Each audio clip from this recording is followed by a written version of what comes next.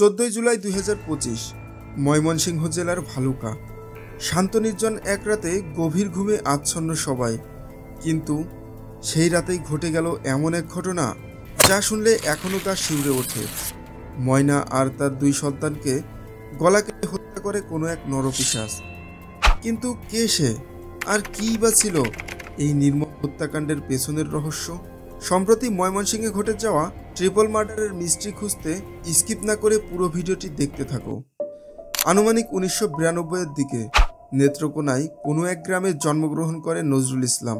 বাবা সন্তু মিয়া মানসিকভাবে খুবই অসুস্থ, তাই পরিবারে তেমন কোনো সচ্ছলতা ছিল না।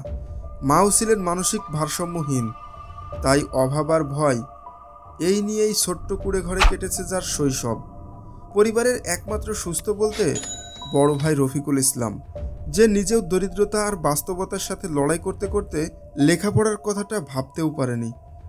স্কুলে যাবার বয়সে সড়ক দুর্ঘটনায় মাকে হারায় তারা, আর এরপর থেকেই যেন বাবা সন্তু মিয়ার মানসিক রোগ আরও বেশি বেড়ে যেতে থাকে। ফলে নজরুল ইসলাম আর রফিকুলের আশ্রয় হয় ফুপুর বাড়িতে, যেখানে ছিল না কোনো ভালোবাসা। অভাব আর দুর্দশার মধ্যে নজরুল আর রফিকুল যেন ফুপুর ঘাড়ের বোঝা। ফলে খুব একটা ভালো দিন কাটছিল না তাদের। কি ভাবছো, আমি কোনো মুভির গল্প বলছি? না, এটা সম্পূর্ণ বাস্তব এবং সত্য একটি জীবনী, যার ভবিষ্যৎটা কতটা ভয়ানক হতে চলেছে তুমি কল্পনাও করতে পারছো না। নজরুলের স্কুল জীবন বলতে তেমন কিছুই ছিল না। অভাবের তাড়নায় এক সময় তাকে পাঠিয়ে দেওয়া হয় ঢাকায়, হ্যাঁ, মানুষের বাসায় কাজ করার জন্য। আর এখান থেকেই জীবন বদলাতে শুরু করে নজরুলের। কাজের জায়গা বদলাতে শুরু করে, আর সেই সাথেই সে জড়িয়ে পড়ে খারাপ লোকেদের সঙ্গে। রিক্সা চালানো, দিনমজুরি, এই সব কিছুই করতে করতে এক পর্যায়ে অপরাধের জগতে পা দেয় নজরুল।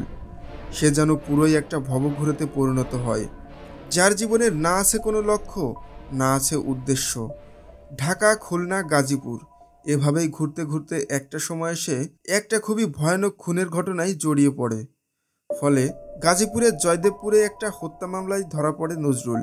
এই ঘটনায় 2 বছরের জেলও খাটে সে।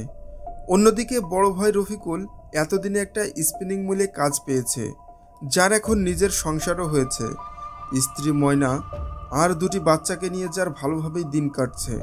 কিন্তু এরই মাঝে নজরুলের খবর রফিকুলের কাছে পৌঁছে যায়।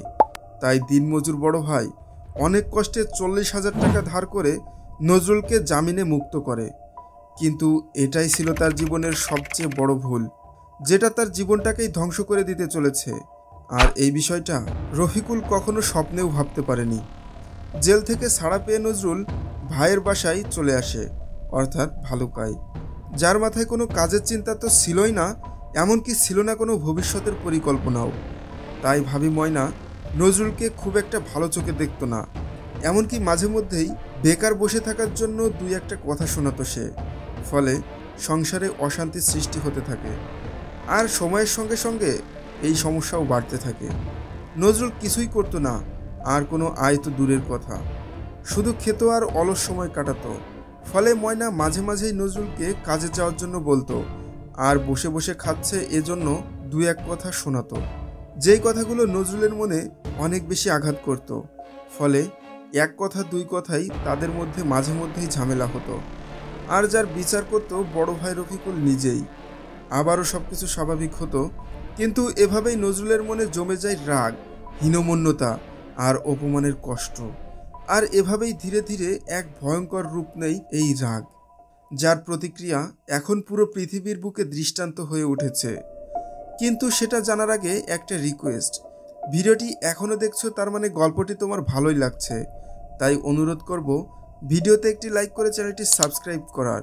আর হ্যাঁ, বেশি বেশি ভিডিওটি শেয়ার করো, কারণ তোমার একটা শেয়ার বাঁচাতে পারে কারো না কারো জীবন। এরপর 14 জুলাই রাত, সবাই গভীর ঘুমে আচ্ছন্ন। ভাই রফিকুল ইসলাম আজ নাইট ডিউটিতে, আর এই সুযোগে নজরুল নিয়ে নেয় এক ভয়ানক সিদ্ধান্ত। নজরুল ময়নাকে ঘুমন্ত অবস্থাতেই জবাই করে ফেলে।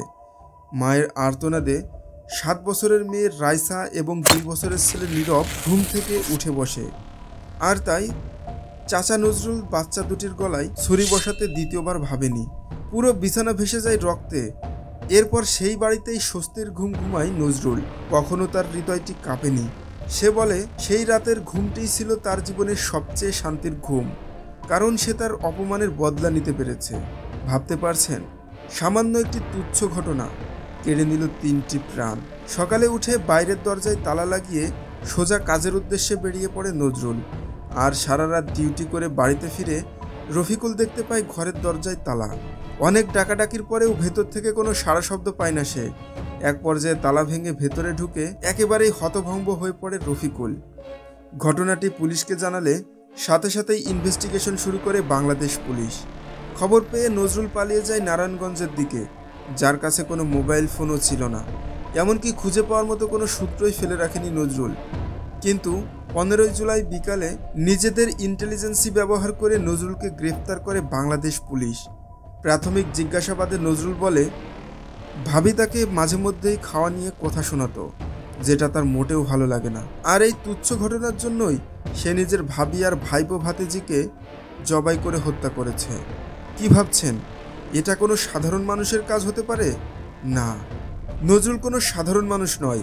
নজরুল একজন মানসিক রোগী, যেটা বাংলাদেশ পুলিশ নজরুলের সাইকোলজিক্যাল টেস্ট করিয়ে জানতে পেরেছে। এমনকি তার অতীত সম্পর্কে খোঁজ নিলে এটা স্পষ্টভাবে জানা যায়। এই গল্প আমাদের চোখে আঙ্গুল দিয়ে দেখিয়ে দেয় ভালোবাসার, সহানুভূতি আর সময় না পেলে একজন মানুষ কেমন ভয়ঙ্কর হয়ে উঠতে পারে।